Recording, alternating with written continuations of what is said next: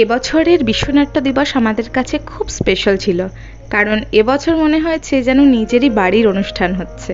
প্রতি বছর বিশ্বনাট্য দিবসে আমাদের এই নাটকের অনুষ্ঠানটা আমাদের বেথুয়াডহরি লাইব্রেরিতে অনুষ্ঠিত হয় একটা নির্দিষ্ট মঞ্চে, চার দেওয়ালের মধ্যে।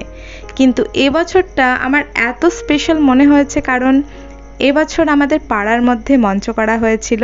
অনুষ্ঠানটি আমরা একদম সাদামাটার মধ্যে দিয়ে করেছি। মাটিতেই মঞ্চ হয়েছিল, কোনো মাইকও ছিল না, পুরোপুরি নিজের আওয়াজে নিজের ভয়েসে আমরা বলেছি আমাদের ডায়লগ। এত বেশি রিয়েলিস্টিক হয়েছিল, আর প্রচুর প্রচুর দর্শক। এই দর্শকদের জন্যই আমাদের এই বছরকার বিশ্বনাট্য দিবসটা সার্থক হয়েছে। খুব সুন্দর অনুষ্ঠান হয়েছে, আর সম্পূর্ণ আইডিয়াটা ছিল আমাদের বাবনদা মানে কৃষ্ণেন্দু চক্রবর্তী, আমাদের ডিরেক্টর। এভাবে উন্মুক্ত মঞ্চে অনুষ্ঠানটি করে আমরা প্রচুর সাধারণ মানুষের মধ্যে যেতে পেরেছি, যারা নাটক সম্বন্ধে বিশেষ কিছু জানে না, তারাও আমাদেরকে প্রচুর ভালোবাসা দিয়েছে।